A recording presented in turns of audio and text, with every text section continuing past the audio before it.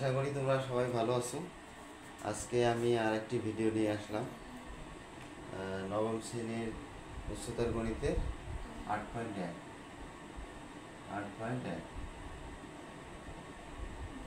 আমরা 8.1-এ দেখতে পাই যে এখানে কোণ পরিমাপ হলো দুই প্রকার। একটা হলো বৃত্তীয় আর একটি হলো ষাটমূলক।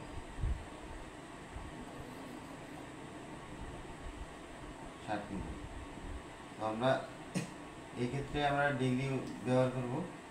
এখানে রেডিয়ান, এটা হলো ডিগ্রি, এদিকে হলো রেডিয়ান। তাহলে ডিগ্রি আর হলো রেডিয়ান। তো আমরা দেখতে পাই 156 পেজের পৃষ্ঠা হলো 156।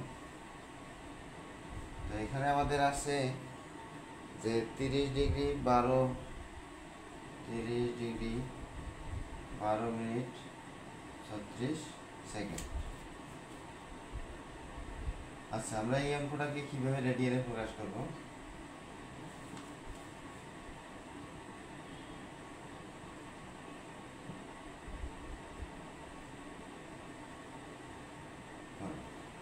তো আমাদের প্রথমত সেকেন্ড সবচেয়ে ছোট, কি ছোট? সবচেয়ে সেকেন্ড।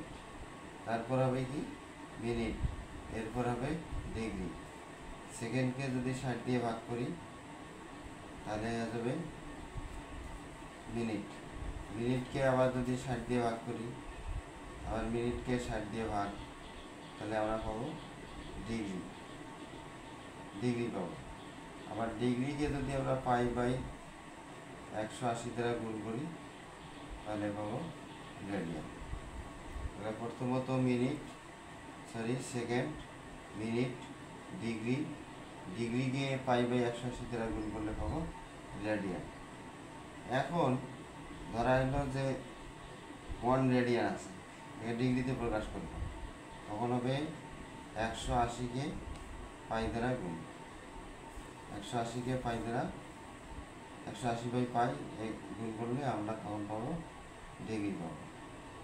তাহলে দেখা যাচ্ছে মিনিট, সেকেন্ড থেকে মিনিট, মিনিট থেকে ডিগ্রি, ডিগ্রি থেকে রেডিয়ান, আবার রেডিয়ান থেকে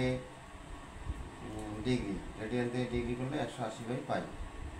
আশা করি তোমরা এটা ভালোই বুঝছো। তাহলে এখন আমরা অঙ্কটা করি আর কি।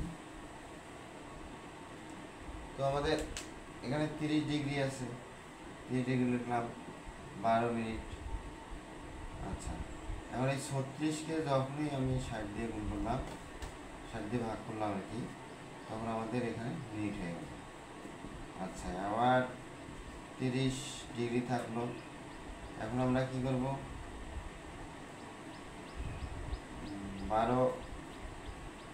12 থাকলো আমাদের, 3 বারং 36, 5 বারং 60। তাহলে আমাদের এটা হলো অপ্রকৃত ভগ্নাংশ, একে আমরা প্রকৃত বানাবো। 30 ডিগ্রি 5 বারং 60, অর্থাৎ 12 × 5 যোগ 3, বা এই হরের কোনো পরিবর্তন হবে না। তাহলে 30 ডিগ্রি থাকতেছে 5 বারং 60,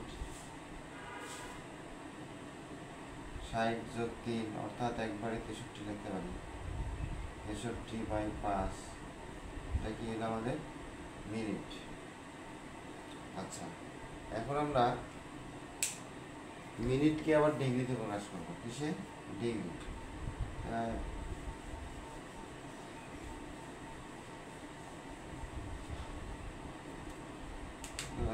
আমাদের এখানে তাহলে 30 থাকলো ডিগ্রি, যেহেতু 63 এবং 60 দ্বারা ভাগ, তাহলে পুরোটাই কি হলো? এটা ছিল ডিগ্রি, এখানেও যদি 60 দিয়ে ভাগ করে তাই ডিগ্রি হলো, ওই জন্য এখানে ডিগ্রি দিলাম। আচ্ছা, তো এখন আমরা 3 দিয়ে ভাগ করি, তো আবার 3 দিয়ে যদি ভাগ কাটি তাহলে এখানে কত হবে? 21, 3 দিয়ে কাটলে 20। তাহলে আমাদের কি দাঁড়াচ্ছে? 30, 21। আচ্ছা, এখানে 5 আর 20 গুণ করলে হলো 100, এটা কি আসলে আমাদের ডিগ্রি।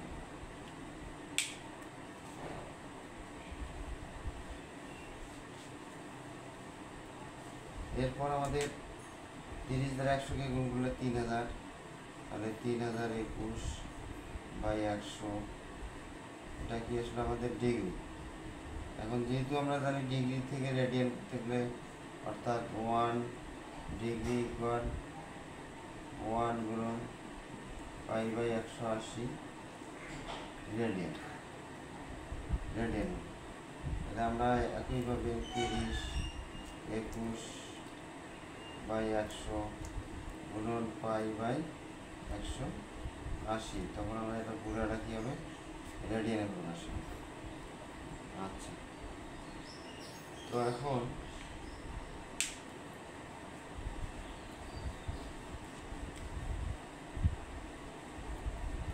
আমরা যদি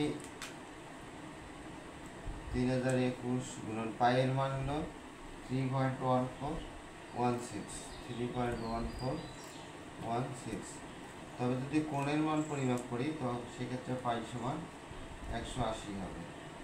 পাই সমান 180 এবং পাই সমান 3.1416। আচ্ছা, এই পাইটা হলো কনস্ট্যান্ট, তখন হবে পাই 3. যখন কোণের মান তখন এই পাই হবে 180 ডিগ্রি। তাহলে আমাদের উচ্চতর গণিতে অবশ্যই কোণের পরিমাপকে পাই দ্বারা প্রকাশ করতে হবে।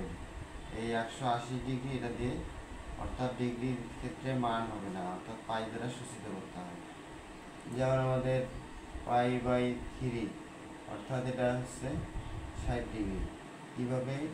এর মান 180/3, 318 0 তাহলে তখন এটা 60 ডিগ্রি গিয়ে আমরা তখন কী লিখবো, π/3।